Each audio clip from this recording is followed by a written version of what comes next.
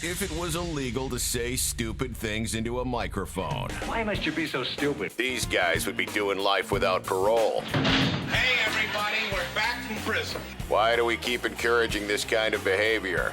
It's the Breaking the Ice podcast with Josh Dolan. You know, we could, go to jail for this. Along with Mike Shue and Isaiah Moskahana Mana Blitz Boskowitz, whatever the hell his name is. This has been the thing the whole time. Hey, I had Shawn Thornton on my podcast recently.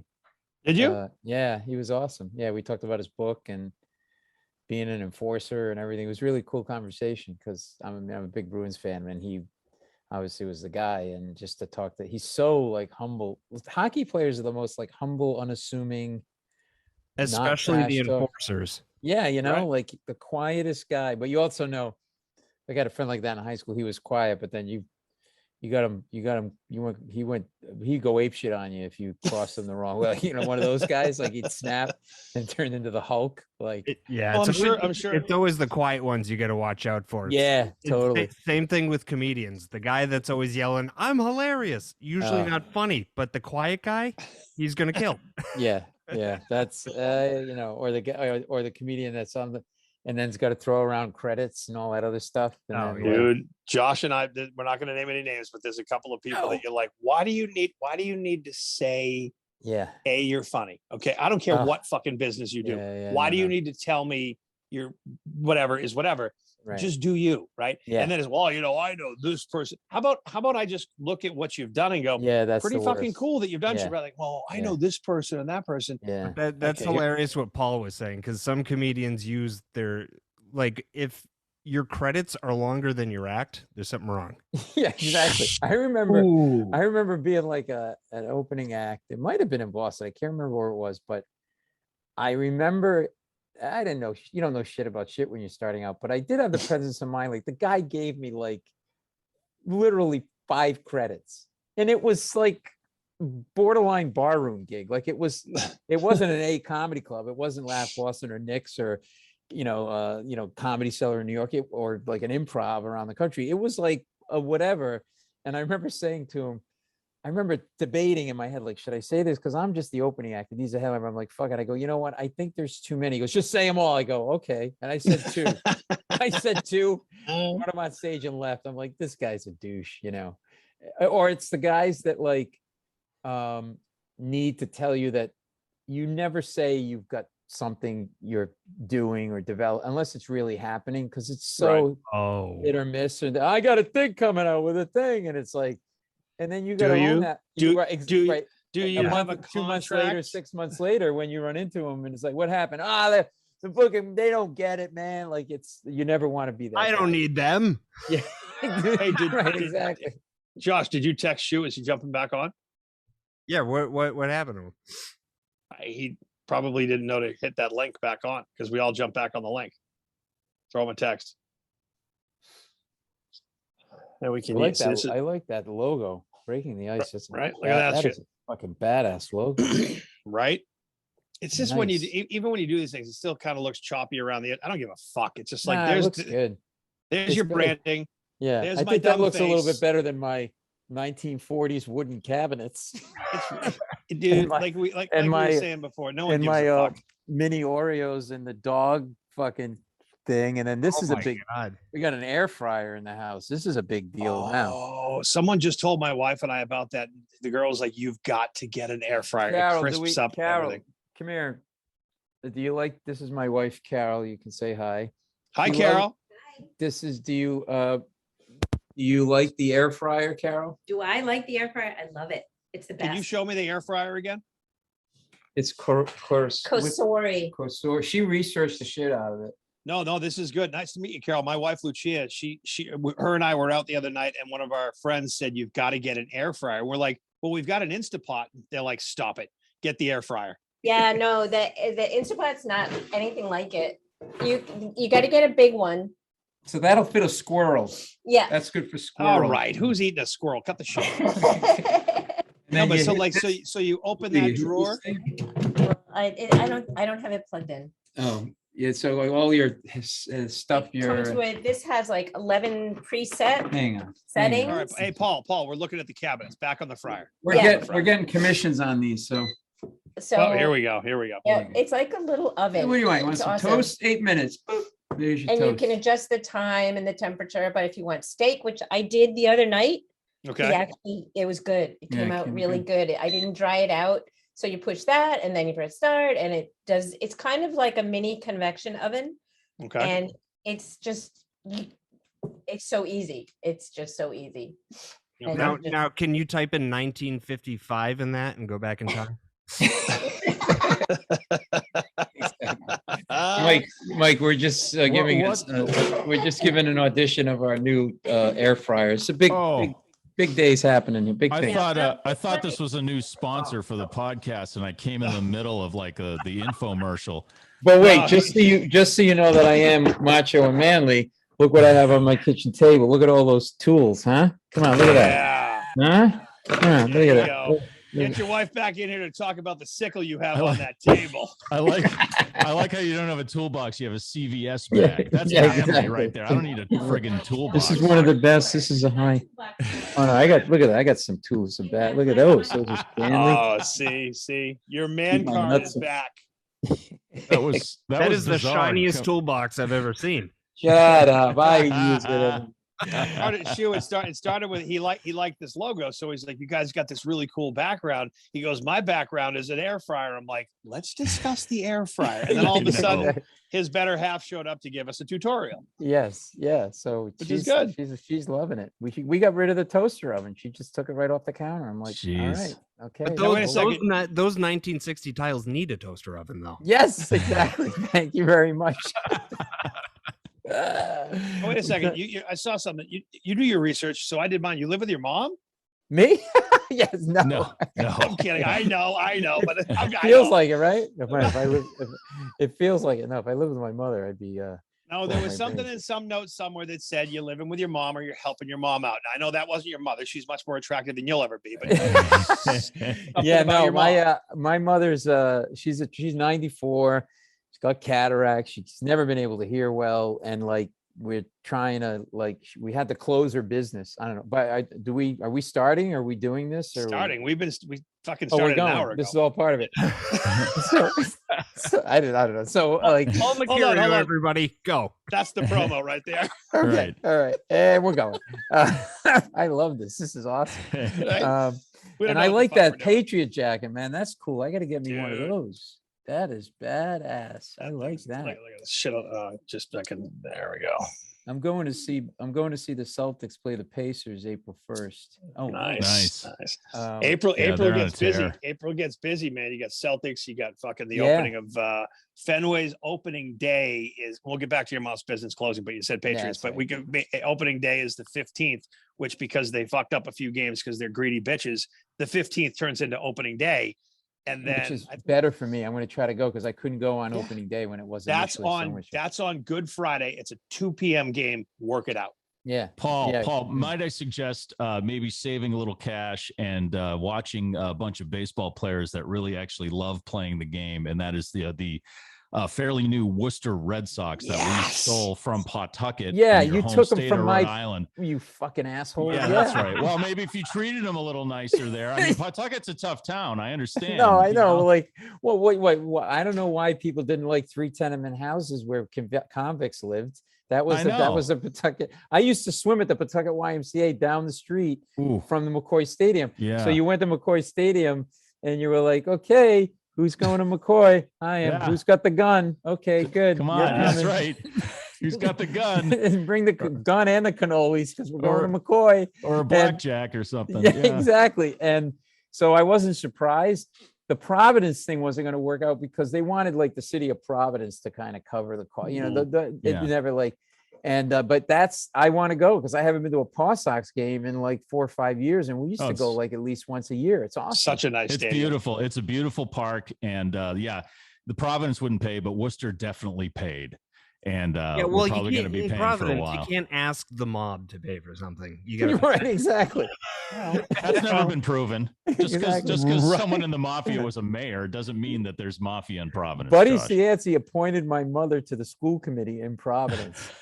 And really? He would, yeah, he was who like told this. him, who told him to do that? Yeah, I like, because it was the biggest mistake. Because after he appointed her, that was a great question. Because all you'd hear every like other night was my mother going, "Buddy, you're not telling me how to vote.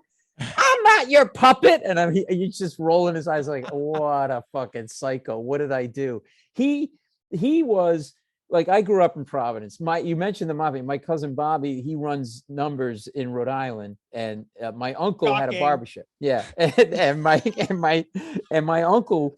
When I was a kid, I go get a haircut, and you always knew if my uncle was in a bad mood based on my haircut. Because when I walked out of there, like fucking ball, oh my god, and it was all tied to how much he lost in gambling, because he was always gambling.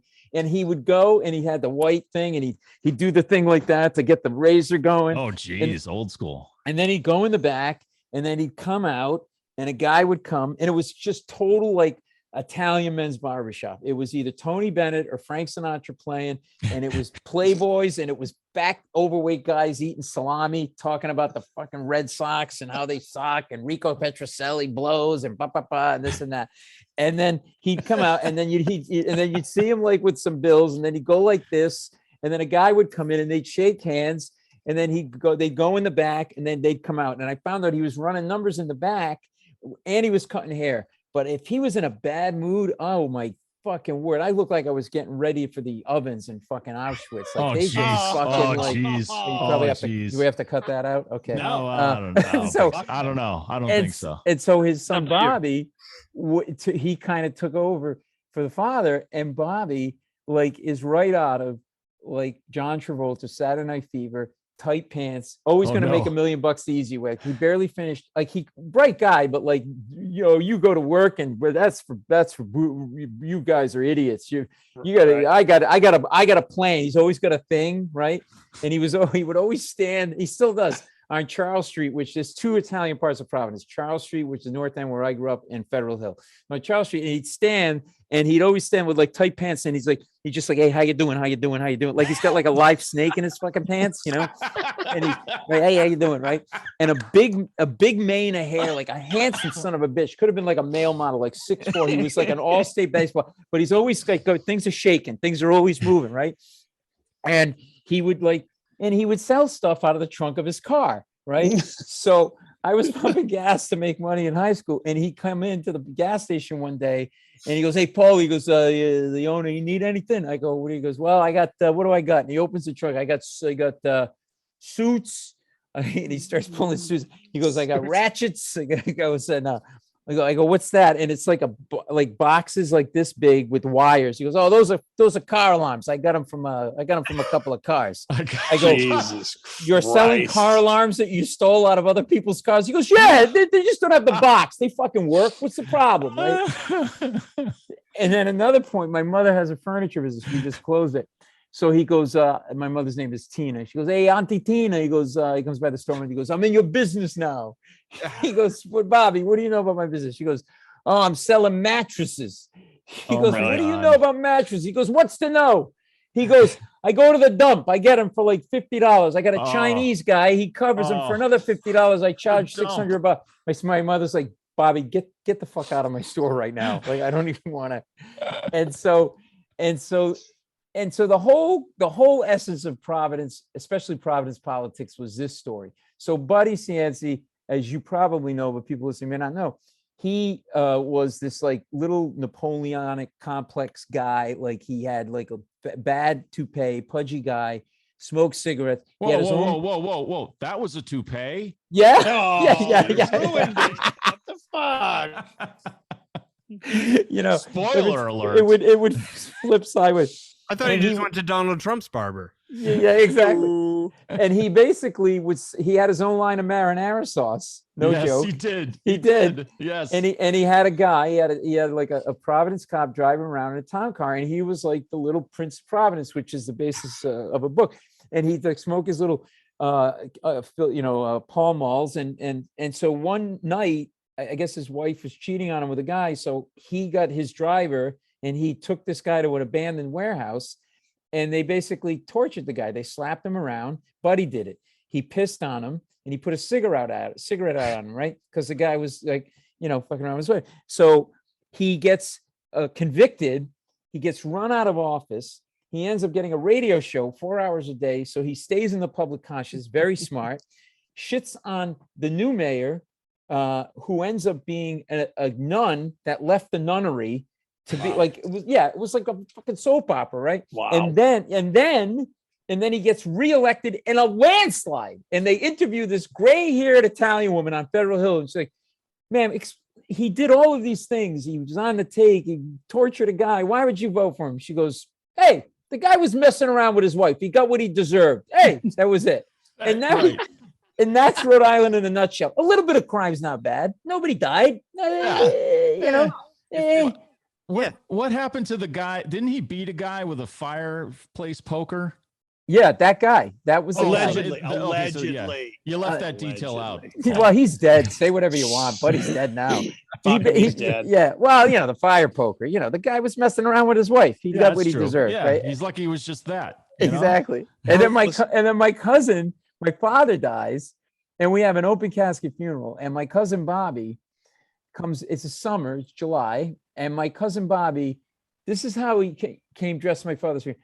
He came in it's an open casket funeral, like Italian, the whole thing, right? And I'm standing there next to the casket, my brother, my mother, my sister, and there's like, like a long line of people, and everybody's in like black and subdued colors, and then there's like this orange dot coming at me, okay, like the shade of this orange, like that orange, okay, like you're in fucking Miami, right? And don't ask me why I have a Hot Wheel. Don't ask me why I have a Hot Wheel car. That's a whole other conversation for another day, right? And this is Bobby in a fluorescent orange silk shirt, unbuttoned with gold chains. I'm not making this up, and a white patent leather belt and white pants. And I'm looking at him, and I'm like, I start laughing at my dead father's next to me, and I'm looking at this like creamsicle with chest hair coming at me, right? And he's like, and as he's walking, he's kind of walking like Elvis, and he's checking the room out to see if like people are checking him out, and I think he's trying to see if there are any hot girls at the funeral, Oh my God! And he comes up to the casket, right? And as he gets closer, I noticed like there's white on his feet. He's got white mesh loafers, and he put powder on his feet because he wasn't wearing socks because it was the summer, and he put a shit ton of powder on his feet. So every time he'd step toward the casket, puffs of white smokes were like coming out of the tops of his shoes. And oh my God. What the fuck? Somebody nominated a pope. What is this, right? And that's why they call him Bobby Suits. Bobby Suits. Bobby no socks. And then Bobby, he comes up to me. Acting. Holy shit. Bobby Dumb and Dumber costume. Exactly. And he does. Is Bobby still with us? Oh yeah. He kneels down. He does the prayer. On the show. Fuck. And then he gets up and he turns to me and he goes, hey, he goes, Paulie. He goes, and I'm not making this up to be funny. That's how he talks. He goes, hey, Paulie, Uncle Art, he was a good man. And he shakes my hand just like his father would do in the thing. And he palms me $50, going, hey, here's a little something for the funeral. He palms me like I'm a fucking maitre d' at a restaurant. Tip the grieving family. That's the tradition, exactly. Right? Hey, buy yourself another father. Here you go. He wanted you to run some fucking numbers behind the funeral parlor. That's what he wanted you to do. And then after he did that, I swear to God, he turned like he did like an Elvis turn to everybody sitting and just kind of like almost like, hey, I'm here. Anybody want to fuck me? Like it was like one of those moments. Oh, Jesus. And then he goes and sits down. Fucking is this level of fucking complete spaz what we can expect in Beverly on the 25th and the 26th? Yes, exactly. Because you have fucking lost your mind, and I love every fucking second of it. Yeah. Before you trip out more, I don't need to write any. Cabot Comedy Beverly, the 25th and 26th. Go see this fucking clown. Keep going. Cousin Bobby will be Hey, by the way, I'm not even sure I was going to make it if fucking Marcus Smart didn't stop fucking hoisting threes. I was going to go key his car or fucking rebraid his hair or do fucking something. But that fucking guy finally got his shit together, and Okie dokie Madoki over there actually turned out to be a decent coach. I thought he was an abortion, but he's actually doing a good job with these guys. Yeah, the hoisting three shit with them was fucking making me crazy. I'm like, you can go in the key. You can try a fucking left. Yeah. You don't have to launch it from fucking center court every time. No, he might touch another person, and that might be against his constitution. God forbid. There was a kid. Did you see the story that came out today? Some kid fucking got a tattoo that says Boston Celtics 2022 World Champions, and it made the news. I was listening. Wow. And Those I'm like, people are just trying to make the news at this point. Of course they are. Yeah. Well, it must have been a slow news day, which actually has been a blessing because the last 2.5 years have been nothing but a fucking shit show of news. So they're obviously following some kid from fucking Chicopee who's high on meth, putting tattoos on his arm. Right. I picked a random town out west. You gotta love Chicopee. Chicopee boots. They're Chicopee boot. There's a boot. I think it's the Chicopee meth lab. Yeah, that's pretty much what Chicopee does. Yeah. Well, that's my cousin Bobby's meth lab. He's expanded. Hey! Okay, good. You go there, you get powder, you get a mattress to sleep on, and if any of you guys need a mattress, I'm the guy. I can hook you up. Do you still have you got the Chinese guy that'll fix it? Yeah. And by the way, my fucking mother, it's like dealing with her is like the Godfather, because so we had to close her business. She's fucking out. She's 60. She's 94. She's had the business for 63 years. And she basically, she was born deaf in one ear, partially deaf in another. And it's just a shit show. We had to take her license away because she hit a tree with her car. Geez. Yeah, okay. You want to know where the tree was? In her own front yard. She hit a tree in her own fucking yard. It jumped out at her, apparently. She didn't realize the 500 times that she's driven by the tree. Who hits a tree in their own fucking front yard? So now she's mad that we took. So she has Lyft now. She uses Lyft, and she has a smartphone. I don't do impressions in my act, but I do want to do an impression of my mother using her smartphone. You ready? She can't see. She's got cataracts, can't hear, doesn't really know how to operate phone. This is what she does. She just goes like this. She just keeps like a fucking just like a guy beating a fucking prisoner, and just I'm just gonna rape my phone until it starts. Like she thinks it's like a fucking mower, and if you prime it, it'll fucking turn on. I swear to God. Then it ended one day it ended up on Do Not Disturb, and we couldn't get it off Do Not Disturb because it's the cheapest fucking phone, because she's cheap, fucking old, and doesn't want to spend money. So it was do not this. You couldn't get it to do anything. It started to smoke. We had to put it in a fucking bag and put it outside. So we closed the store. So my mother's had the store for 63 years, and she grew up in the Depression, and she won't throw anything out. Oh, right? Yeah. So try, I got magazines from 1972 New York Times fucking Watergate articles, whatever you want, right? I'm not making any of this stuff. So so there'll be a bag of stuff, right? This is her filing system, like this, right? So, and then you find shit in there, and you're like, okay, I'm going to throw this out. So then wait, that's clearly your fucking filing system too. Yeah, right. You have Shut up. You weren't supposed to notice that. Hot Wheels. So and I'm also a dentist, okay? And so are you living at fucking Salvation Army? What the fuck? You have everything. We started with a fucking fryer, went to fucking tools, a bag, a matchbox. These are fucking good. Do you ever have these? Where the fuck are you? Biscuits. I'm in Connecticut. But I live in New York, but I also got a place in Connecticut. I've heard Connecticut, Providence. Yeah, I'm on the. Was that East really Coast. your wife that came in? Who the fuck was that? Just running the shelter. Just an average hooker. I can't spend. I can't. Average hooker. Yeah. You know why out of the house. Hold on. You know why I said that? Because she had her jacket on and she's not there. Exactly. She fucking left. You would never have said that. Right. Carol would have come in and smashed your fucking skull. Exactly. Pepper biscuits and wine biscuits from Providence. They're fucking amazing. I never heard of either of those. They're really great. These are made of red wine, and they're really good with booze or coffee in the morning. And these are pepper, like fennel pepper. These are good in croutons. I got these for the crew on the Late Show. They're like fucking animals. This one guy, the stage manager, he takes these and he breaks, which I never thought of. He breaks them up into chunks and uses them like croutons in soup. And then he texts me every time he has soup. He takes a picture of the soup with this broken up in it, and he writes, "Where's my soup, bitch?" And that's what he sends me for a text. Anyway, these are really good. So my mother, we're throwing shit out for my mother, and then I'll stop talking. And but I gotta just say, and so I noticed, like, so I'm there. Okay, we start. We get a box, we're throwing stuff out. I get another box, we're throwing stuff out, and then magically the stuff that I just threw out, like these papers, suddenly reappear 20 minutes later in the same place where I fucking took them away and threw them out. Gosh. So she, when my back is turned, is going into the garbage and pulling shit out because it's fucking important. So you want to know what I ended up having to do? I shit you not. You ever see that scene in The Godfather? So De Niro goes in, he shoots the fucking guy in the cheek, right, in the stairwell. Then he goes up on the roof and he breaks the gun into a million pieces and he stuffs it into different. That's how you have to throw stuff away with my mother. You have to rip it up into different pieces and then throw each piece in a different, like, garbage can. I'm driving to like the fucking Stop and Shop, throwing some stuff in their dumpster, like, because otherwise she can get it all together and piece it back together. It was the most insane. It took us 3 times longer than it should have because she kept grabbing stuff and then and then there's fucking 3 Italians screaming at each other. It was such a shit show. People that age, you know, like you said, lived through the Depression.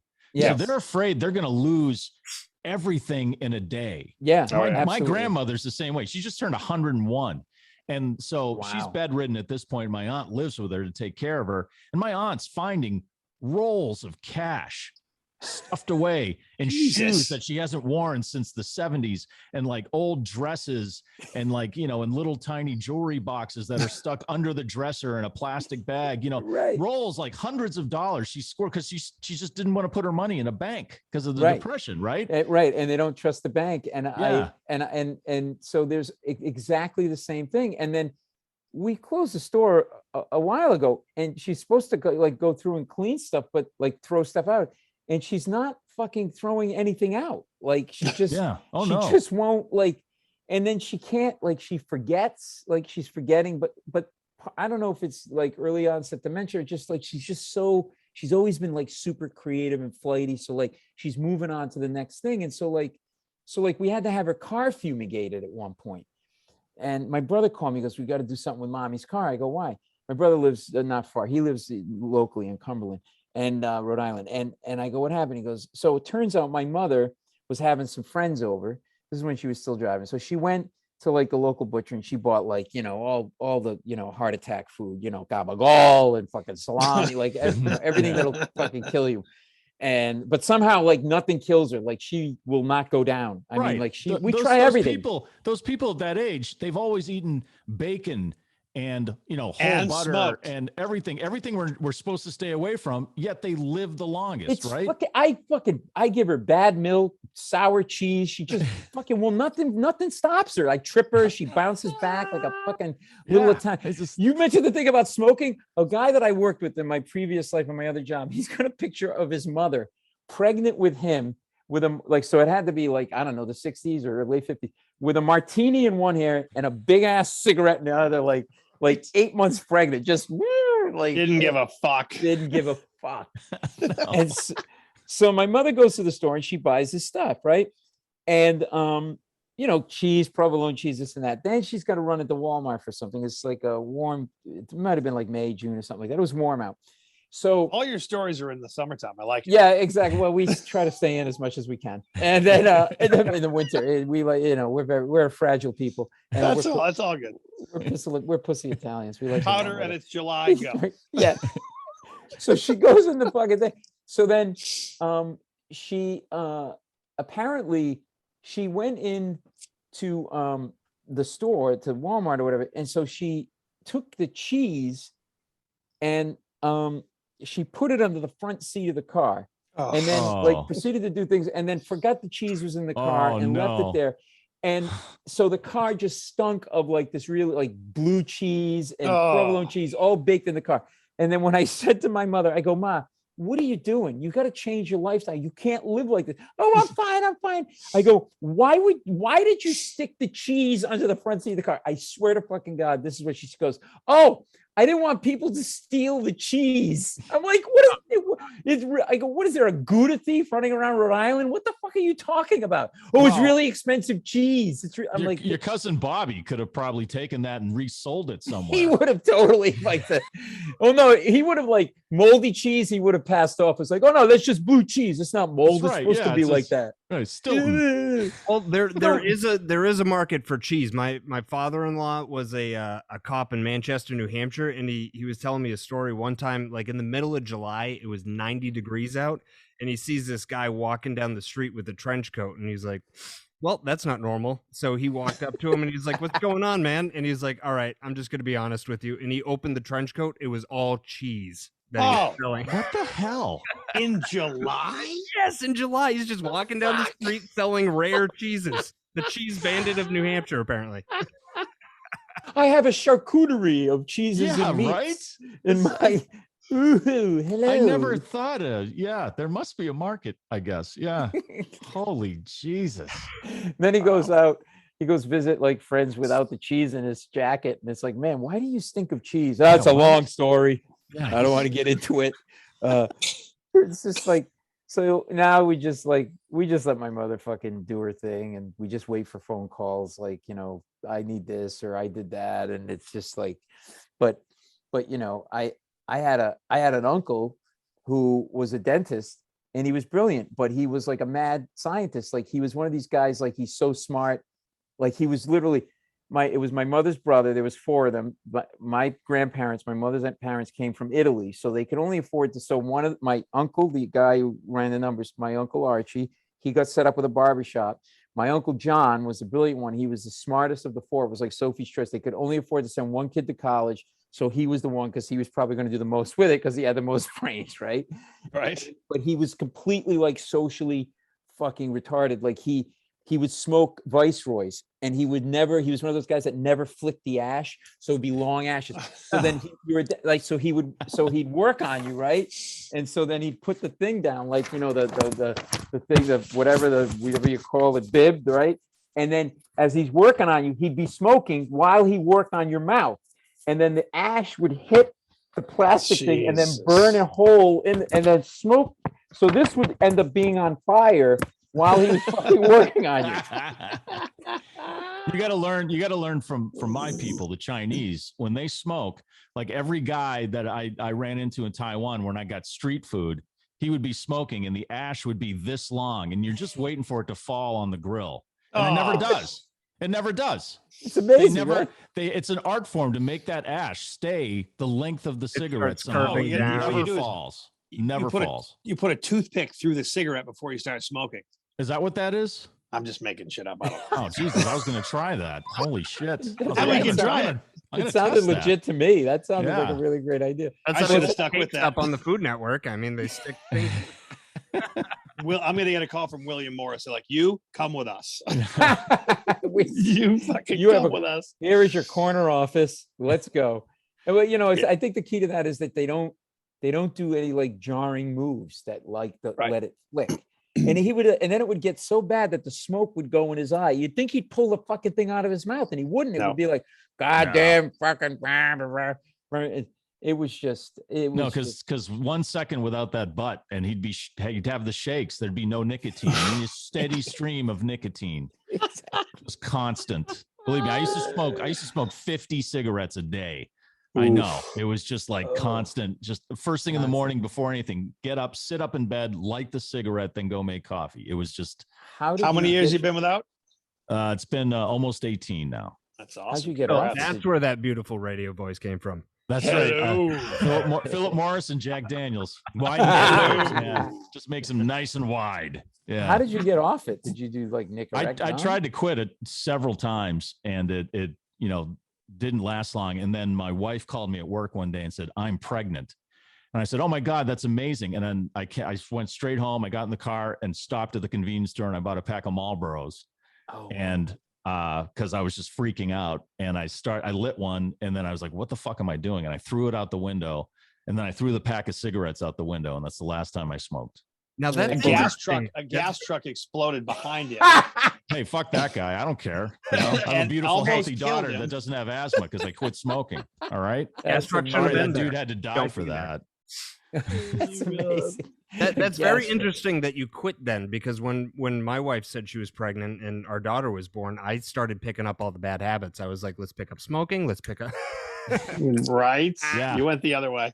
Yeah. Hey, it's like let's try binge drinking, you know, instant midlife crisis, you know, and that, you know, that kid's on the way. Yeah. My wife called me, like, I'm pregnant. I'm like, who's the father now? That was what right. I said. And then again, she's not in the house, so you can be a fucking dick. Carol, get in the kitchen. Wait, I'm in the kitchen. Funny, she had her winter jacket on. She's gone. Be a smart ass a little more. She took our dog. We have a dog with a weak sphincter, so she had to take it to the bathroom. I'm not kidding. Geez. We have a dog. This is our dog's. Like, hang on a second.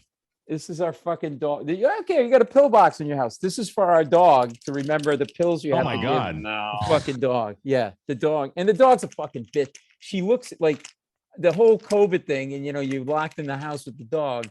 And the dog went through like 3 stages with me. First, it was like, hey man, it's kind of weird. You're home all the time. And then it was like, this is cool. You're home all the time. And then like after a month, the dog was like, what the fuck? Why are you still here? You're a major asshole. I am not making this up. When Carol comes back, if she comes back before we're done, the dog finds You'll me be annoying. nicer when she comes back, I bet. Whenever I walk into a room, the dog gets up and immediately walks into another room. Like, oh, wow. Gives me a look. Like, I'm telling you, I'm so fucking self-conscious. I'm hurt. Like, because I walk in the room and the dog looks at me like, oh, this asshole again. And she fucking walks into the other room. Oh, and then if I walk into that room, she looks at me like, really? I just got comfortable in here. You're not getting that you have your room and I have my, why are you in my space? And I'm like, you buddy, go outside, will you? Wow. It's like you were married to the dog. What? Thank you very much. Yeah, that's like an old married couple thing. It really is like serious. Wow. So and Paul, you had COVID, right? Yeah, I got it in 2020. Now, did you get it? You're all vaccinated and stuff. So did you get it after getting all the vaccines? Oh yeah, I got it before the vaccine, and then I was like, I want to see what all the kids are talking about having it with the vaccine. So let me get it again. Yeah, I got it twice. I got it in 2020 in Palm Beach at the Improv there, when it was raging, and you know, Florida was like, oh no, there's no such thing as a pandemic, and don't wear masks. And I go there, and they told us that it was going to be cool, and they were going to, you know, social distance. And I go into the room, and the only requirement in the club was that you wear a mask when you're not at the table, which is 1% of the time if you're in a comedy club, right? Right. And it's the worst kind of transmission, right? Because they figured out, right, it wasn't really so much surfaces, it was this, like coming out of your mouth. Right. So now it's to the 10th degree because people are laughing and cheering or booing, in my case, hissing, whatever. And spitting at you. Spitting at me. And, you know, my cousin Bobby's throwing powder. It was a fucking mess. My uncle's flicking cigarettes at me. And so Tina's fucking bringing bags up on stage, throwing them. Exactly. Cheese everywhere. There's cheese. It was... And I said, I'm going to get this. And then I would get off stage and I'm standing out, you know, like, I don't know, outside the showroom, and I have my mask on, and people are coming up to me going, oh, this whole thing's a hoax. You don't need a mask. Oh, boy. And I'm like, and I went home, and I got home on a Saturday. On a Monday, I had a little tickle in my throat, and I got it.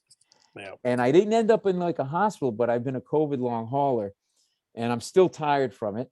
I'm taking a shit ton of vitamins. I'm taking liquid iron. I'm taking fucking vitamin B.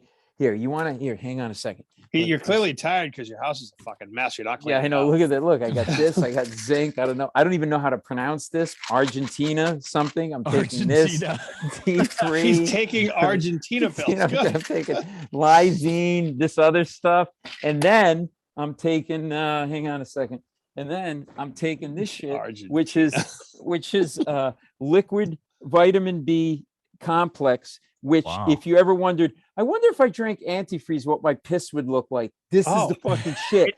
It tastes like it too. Yes. And then I'm taking liquid iron, which is berry flavored. Guess what? It tastes like somebody put a fucking cough drop on a piece of metal and now you're eating it, because the berry quote unquote flavor is just that quote unquote. So But you're still super tired though, really? Like, still yeah, I really, am actually. And that's from the first time, and when you get it, so it's the first time in like you're as a human being where you go to the doctor and you'd say, I got all these things, and they go, yeah, but we can't help you because they don't have any answers, right? Right. And you go in and you like, so I had lost the taste of smell. I had random shooting pains throughout my body. I was getting I got joint inflammation in my two elbows to the point where I had to go to physical therapy. Still? I had no, I finished it, but I had to go for a while because like I couldn't pick up a coffee cup at one point. I thought I had jammed my elbow. Is the taste and the smell back?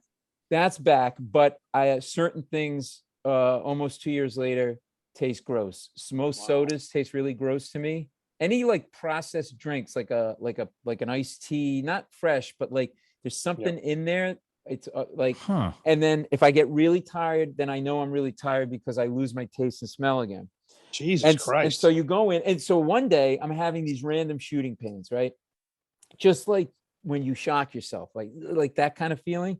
But then everybody on my father's side dies of a heart attack, right? So I get the pain that goes down the shoulder, the left shoulder, and down the arm. And I'm like, I'm having a fucking heart attack. Yeah. I'm having a fucking heart. So I sit down, and it's not going away. And I start screaming to Carol, my wife, I'm having a fucking heart attack because I had to be joke boy for these assholes in Florida, and I'm having a fucking heart attack. And then I realized maybe if I'm having a heart attack, I shouldn't be screaming about having a heart attack. Try to calm down. It might sort of add to the problem, right? So and then it calmed down, then it happened again. And so then I went for a battery of tests and I ended up being fine. And I went to a COVID long hauler specialist in New York who also had COVID from treating people. And she was like one of the people in the tents. Remember they had those big white tents set up in Central Park? Like the whole city was like, the city was a freak show. Like, it got so quiet. All you heard in New York City were sirens. It was like ridiculous. And I never thought I'd miss noise, but I just wanted the noise back because it felt normal to have. I was freaking out. Like I would get up at 6 a.m. and just start jackhammering outside of people's windows, just so I felt like things were normal again, just for no fucking reason at all. So I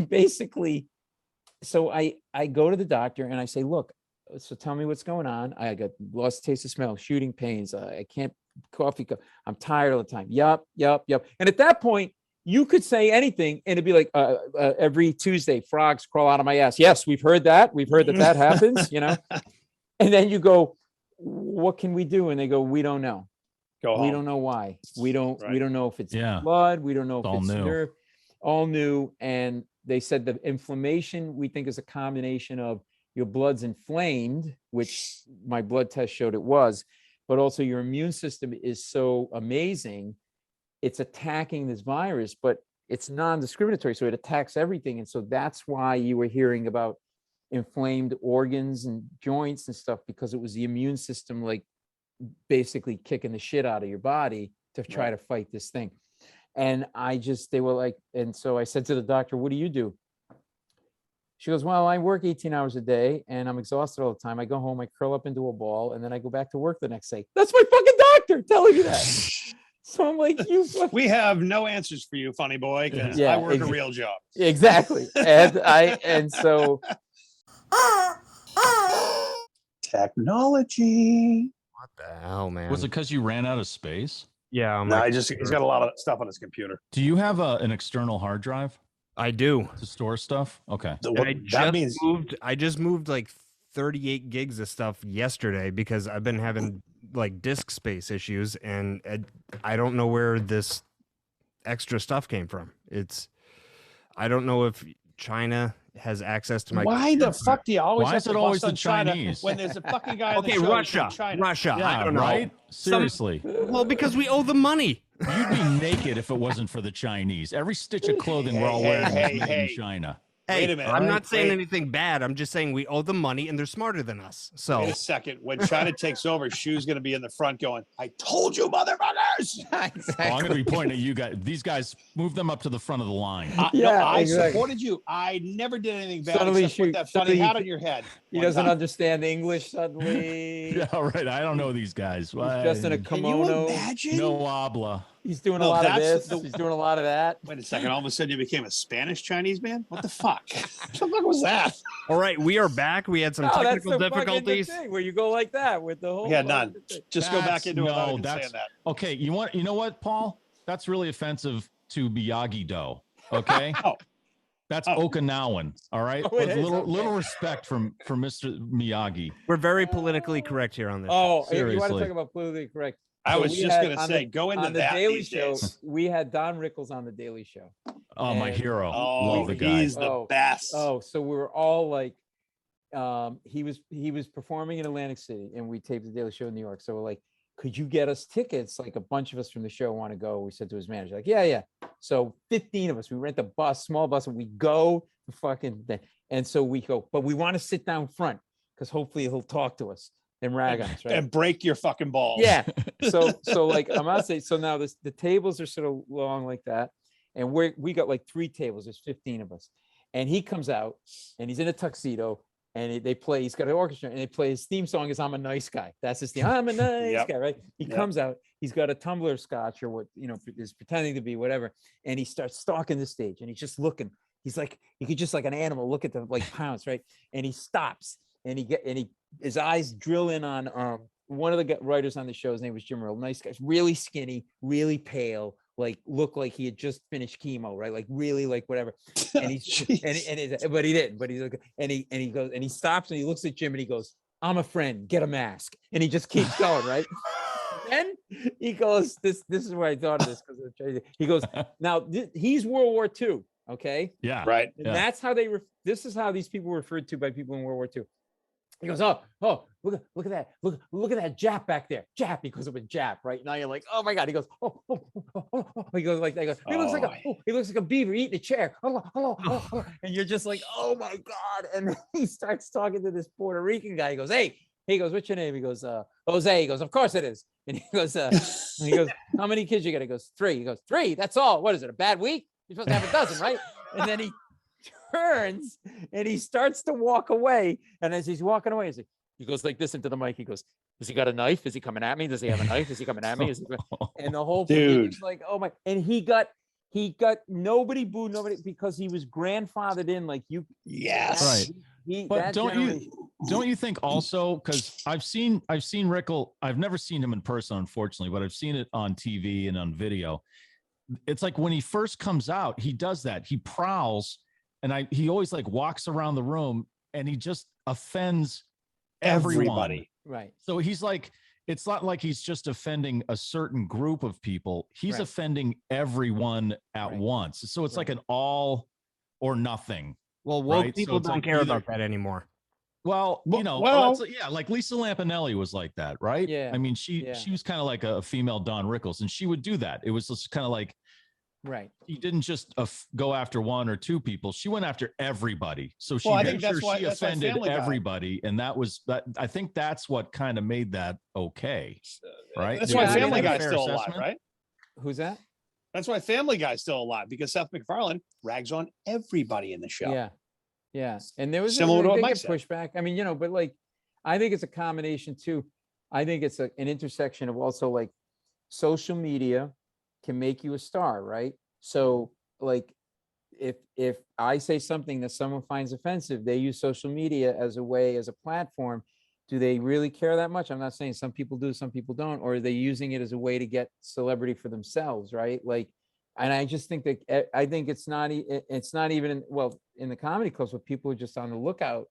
It's just that like we were walking our dog in Central Park, and it's the law in the city. You're supposed to have your dog on a leash. And this guy didn't have his dog on a leash, and it was really aggressive and scaring people. And my wife, who's very sweet, goes up to him, just really nice, just said, hey, there's kids, your dog should be on a leash, is scaring people. And the guy goes like this to my wife, like just like this Tony goes, why? Because it's a pit bull, like implying that we were like racist toward pit bulls. And then me being Italian, I can't keep my mouth shut. I go, no, not because it's a pit bull. I go, because it's got a baby in its mouth, the right asshole. Okay. Because it has the prison tattoos and it's smoking Chesterfields. Okay. Big shot. Like, fuck you. Like, don't don't try to turn the tables. Right. But also that guy, it sounds like he was waiting for somebody to say. Well, that's what yes. Yeah, right. Yeah, and he, you know, we're white and he was Latino. Okay, so like I think there was a little bit of that, like white people like whatever, and it was none of that. And I'm not having any of that. I'm not having like fuck that. If I say something and I'm an asshole, I'll be the first to admit it. And so, you know, in the club, you kind of got to stick to your guns and do what you do. And if some people are going to get offended, then just don't come see me again. I'm not going to be offensive for the sake of being offensive, but I'm not going to run away from something because I'm worried, because there's always going to be some asshole out there or somebody out there who wants to use social media, can bitch about something. And if you let that dictate things, then you're really fucked. Like, look at what you've done here. Reward in being offended. There's just or there was too much reward in being offended, but it's. I think. So I think go ahead. Oh, sorry. Go ahead. I was just gonna say the worst thing you can do is apologize for it, because then it makes it seem like you're like, well, I meant what I said. Yeah, I mean, I used to go on Fox News as a commentator, go on panel stuff, and CNN and MSNBC. Hold on, your wife's back. Be nice again. Don't be an asshole. Carol, these guys really? think that. I thought you were gonna yell, "Get in the kitchen," huh? Fucking smelly where's pants. that now? Where's the get in the kitchen guy we were just talking to? Where's the tough guy now? Yeah. Give her one of the earphones, you fuck. No, Carol, I just said that you were like a low-priced hooker. I didn't think that was an impression. No. Look at her face. I think the exact words were average hooker. Yeah. Listen, Carol. And I was like, you're only saying that because she's gone. That's what we were saying. Right. Listen, the thing is, everything he fucking said about you derogatory was when you were out of the room. And I'm like, don't be a bitch. When she comes back, she's the boss. No, our dog is the boss. Oh, yeah, that's here. That's weak sphincter Daisy right there. No, Oh, Daisy. Oh, what's up, baby? She's very cute, right? Daisy hates. She lost her tail in a knife fight. Look at that. We have no idea. we don't know. I was supposed to, after I closed her tail in the door, I was supposed to stop apparently the car, and I didn't. Oh my God. I always fuck that up. So, Christ. Carol, all right, Carol, go hang up my clothes. Hold on. Jesus. Hit him in the back of the head, please, right now. Whack him in the back of the head, please. Back of the head. I will. There was a Thank you. His clothes on his chair, and he goes, "You gotta hang these up for me. You gotta, like, why are they here? Why are they here?" Yeah. He's trying to be a funny guy. See, he's trying to be a fun. You know, yeah. Hey, Paul, you're jerking off tonight. That's what's happening. Oh, there we go. Very good. He does tricks for treats. Oh, one more. See, well, you suck. No, you have to give it away from you. You have to lob it. You're almost as good as fucking JBJ. All right, here we go. Don't give fucking JBJ shit. Fuck off. I can't believe we found Jackie Bradley Jr. again. Dude, get the cock out of your mouth. I can't understand a word you're saying. If I had a nickel for every time someone said that to me. Oh, like you're a fly on the wall. Why do we need fucking JBJ back on the team? Well, listen, look. There's a mix. There's a mix. I'm really happy about the Trevor Story signing. I'm really happy about the guy they picked up in the bullpen. He's been working in the minor leagues. I think his name is Hunter, I believe. I think he tries out. He's been not trying out, but conditioning with Story. And I mean, what the fuck? Let's just go. JBJ's a good player. Why you don't like JBJ? Oh, he's a great how defensively. How about getting rid of fucking Daubach?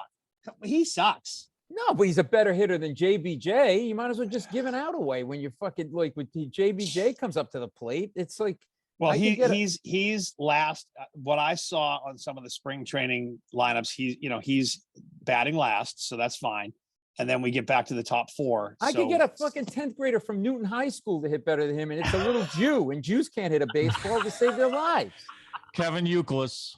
Come on. Kevin Youkilis. I think Kevin Youkilis. Hold on. Can we have a second? All right. Hold on. Can we have a second? Jerry fucking Remy, baby. Rest in peace, man. Jerry Remy. Why did they get rid of Don Orsillo? The two of them together. I thought Jesus Christ, you don't even take a moment of silence and you're like, why the fuck? No, that's a true Boston sports fan right there. That's a true New England sports fan. It's like, let's have a moment of silence. And he's like, well, why the fuck should we? I mean, the guy was, just constantly complaining. No, I mean, Jerry Remy was great, but I liked fucking Remy and Orsillo together with the best. There's a magic chemistry there. Yeah. Why did they do? Does anybody politics. know? Yes, we worked in that ecosystem. I worked at WEI. What was the politics? What? It just fucking John Henry, who owns the team, makes the decisions he wants to make. So Dave O'Brien was doing what he was doing on fucking Nesson, or no, I'm sorry, on EEI, and it was just for less money. Come on, it was money. Yep, and there must have been they could replace Orsillo. Something. Yeah, there may have been someone fucked someone's wife in there too, but I can't confirm or deny that. No, Don Orsillo fucked John Henry's wife. Good for him. She's a maybe. No, I'm kidding. No. Really? But he's out with the Padres, and my buddy is the wait. So that means I fucked Don Orsillo because I fucked John Henry's wife. Sorry, Carol. Oh, she's in the room. I thought she was walking the dog. Why did you fucking guys warn me that she's still in the house? That's the best thing I've ever seen. Tell her to fucking put a bell on. Oh my God. Put a bell on. Amazing. That was amazing. The 6 degrees of who you fucked. I'm tagging John Orsillo in that promo. Right there. It's so weird because Carol would say, you smell like Don Orsillo. I'm like, well, how do you fucking know? What is going on here? Why is Don Orsillo so part of my life? This all goes back to when you took out the banana and I said, take the cock out of your mouth. This thing's gone to shit ever since. It really has, mister. Let's fucking have a moment of silence for somebody dead to bring some levity into the conversation. Anybody got any cancer they want to talk about? A dead baby they ran over? Jesus fucking Christ. You talked about a guy in the front row that looked like he had chemo. You've mentioned all the good things. You're politically correct, and we love you for it. You can come on anytime. I'm taking all these weak sphincter pills. Paul Mecurio at the Cabot Comedy. What's the Off Cabot Comedy? Is that just another room in the Cabot Theater? No, it's a room. They don't have electricity in it. Okay. So there's Mike. There's the Cabot Comedy for the rich kids, and then the Off Cabot Comedy where the shitty people go. That's where Paul's playing. Is that like the parking lot at Giggles? Yes. Yes. So right? This is the part that helps me sell tickets right here, where you yes. So it's all part of the Cabot Theater thing. And it's, okay. All right. Yeah, we're gonna make sure. I am doing the Dunkin' Donuts drive-through in Seekonk, Mass. Oh, nice. The following weekend. I just stand there with a mic and it's I dare you to go. Hi, can we get you a coffee? You fucking Jew. What can I get you? Oh my God. You close off. Wow. Yes. So this weekend, March 25th, 26th. All right. And that's the Cabot Theater in beautiful Beverly, Mass. And then the podcast. So Paul, we have guests, and sometimes the guests send us like bios and stuff. So we're familiar, and I love what you wrote here. It's like podcast Inside Out with Paul Mecurio. If you want to look for that, I'm assuming that's available wherever podcasts are available. Right? Everywhere. Yeah, and so it's like just at the Dunkin' Donuts podcast, and it just says guests include Paul McCartney, and that's it. Sorry. And I'm not saying you need more. Really, that's really all you need. Motherfucker. That's all you need. It's like Paul McCartney was on my podcast. You don't even have to do another episode. You had Paul McCartney on your friggin' podcast. Next time I'll tell you. You're done. Next time, I've got a story how I got him on the show too. I'll tell you the next time I'm on. Yeah. Next time, that's a great story. I love that. Yeah. Oh, I told you the story. All right, then I don't want to. Are you? No. Are you going to come on again? Is that what you're saying? Oh yeah, I would love to come on again. Oh yeah, please, we'd love to have you on again, man. This is fantastic. Can I be honest, Paul? Can I be honest? We just want to do a show with Carol. They said they want to do a show with you and not me. Next time you come on, I promise there'll only be 15 technical difficulties. Right. Or wait a second. What about this? Let's stop fucking around. We got to get Tina on the show, your mother. Oh my God. You want to know what it would be with the hearing aid that doesn't work? What? Oh, with the feedback? Yes.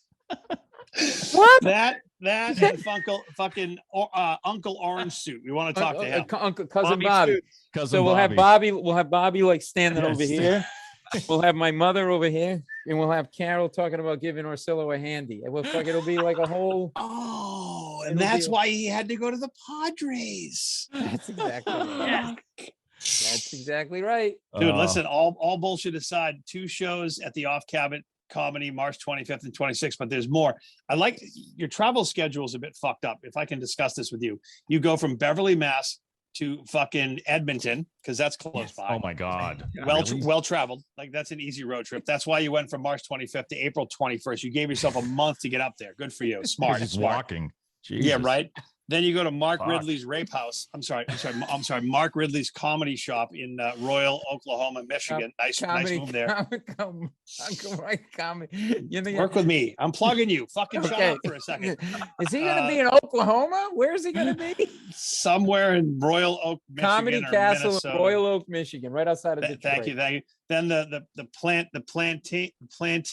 Is that a black thing? Plain Ridge. No, Plainville, the Plain Ridge Casino. And no. Don't jump ahead of your schedule. The Plano House of Comedy in Plano, Texas. Oh, yeah, that's right. I'm going to be in Texas. I forgot. There's no COVID in Texas, so you'll be safe and you'll get COVID for a third time. Then you have Rick Bronson's House of Comedy in Phoenix, Arizona. Yeah. Then Rick Bronson's. Oh, you're doing 2 shows. Oh, is that special. Charles? Is that Charles's less successful brother?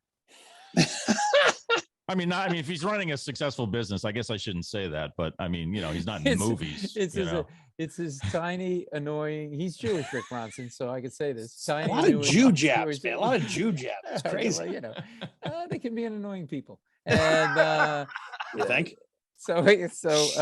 And I'm big with the Jews. They love me. And so I'm going to be in Plano, Texas. And then I'm going to be in Mohegan Sun in June. Yes. In the area okay, nice. Fucking, 2, 3. You're doing 3 dates at Mohegan Sun. Yeah. And we give out the smallpox blanket. Here's the thing. At this point, just say this. Look, come to my show, get COVID, fuck off. Yeah, exactly right. I'll sneeze and spit on every one of you. Where do people get tickets for your shows? You can go to my website, paulmecurio.com, because all those things are linked, but to the different venues. But this weekend, March 25th and 26th, got a show Friday, 2 Saturday, 3 shows, Off Cabot, Beverly, Mass. You could go to offcabot.org or my website, paulmecurio.com. 1 R in my last name, not 2. If you do 2, it's this Australian actor who's really I remember the first time we talked, I was like, I don't think this is the guy. I searched your name when Mike said you were coming on, and a fucking fashion designer showed up. I'm like, what? Yeah, I know. Yeah. You called me. So we're talking to a fashion designer. I was like, no, no. I thought it was you, Paul. I thought it was you, but I'm like, to a racist Italian guy from Providence. Right. Oh, so it went from like the top fashion designer to a racist fucking white asshole from Providence. Good. Exactly. Good. No, we're talking to a comedian who's flipping Hot Wheels on eBay right now. Right. Can you show the Hot Wheels car again, please, before we end the show? There we go. Still in the box. More box. shit in it. Oh, Gary V is creaming his jeans on that one, man. Yeah. Yes. Every Christmas, Carol buys my son and I Hot Wheels and puts them in his stocking stuffers. Oh, now I feel bad about all the comments we just made. No, I don't fucking give a shit. Carol and I play hide the Hot Wheel. We play hide the Hot Wheel. Oh God.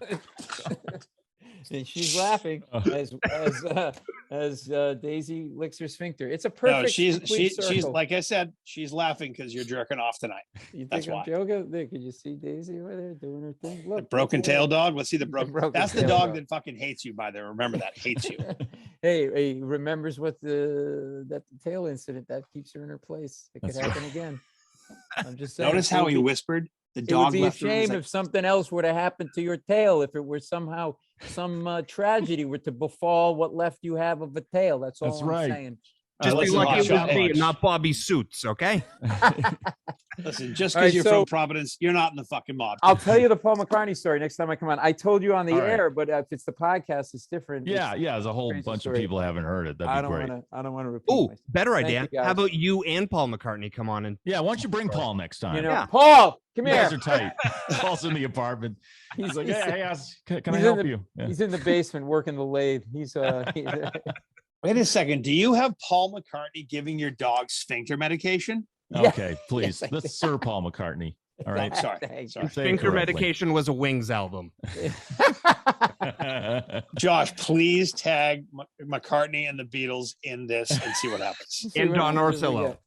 Oh man, that's my oh, and the Red Sox and the Jews and the Chinese and the Russians and wine biscuits. All right. Hey, Paul, thanks a lot, man. Thanks a lot, Appreciate man. It was a blast. Thank you. Yeah, Thanks, awesome. Thank you. Good talking to you again, man. And if you want to come to a late show taping, let me know. I'll get you. Yeah, I'm definitely gonna take you up on that, man. Absolutely. Well, bring us on the show. Or? 2 of you can come. The other 2, you figure it out. Sorry, Isaiah. See you guys. All right. Bye. I'm Thanks, out. guys. Thanks, Paul. That was awesome. Fucking great. Awesome. Very, very cool. What a funny motherfucker. Right? Well, you know, he's got an Emmy for a reason, I guess. I guess that's for comedy writing, maybe. Or was it a sex scene? I didn't look it up. Breaking the ice on the road. Let's go see the Colbert show. Oh my God, that would be amazing. We could do it from the parking lot. You think Stephen Colbert let us set up in the studio?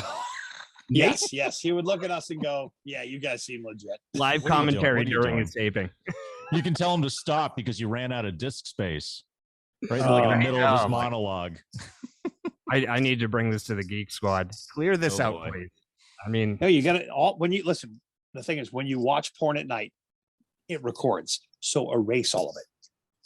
I don't know. Clear, yeah, when if you're watching porn on the computer, clear your cache and then all the cookies. All right. It records on your phone and on your computer. Oh, is it the cat? I don't know how to clear the catch on that. So everything is still on here? Not catch. Yes, everything you've ever done. Yeah. You got to clear your history. Look at him squinting like he's 90. He's 30. He's squinting like he's 90. You gotta get those readers so you can go, Okay. Oh, so all right. Laura knows that I go to these sites. All right. Oh yeah, she knows everything. And it's not the computer that's giving it away. What can you do? All right, you guys. That was awesome. Hey, thanks for setting that up, Mike. Appreciate it. Yeah, well, thanks, man. You know what? He reached out to me. So it's all Paul. That was great. I'm glad he did, and we had a good time. So hopefully we'll have him on again soon. Yeah, definitely. Very cool. That'd be awesome. We should definitely hit him up on that late show offer. Yes, I definitely want to do that. I apparently can't go, and I understand. All right. See you guys. See you guys. Bye.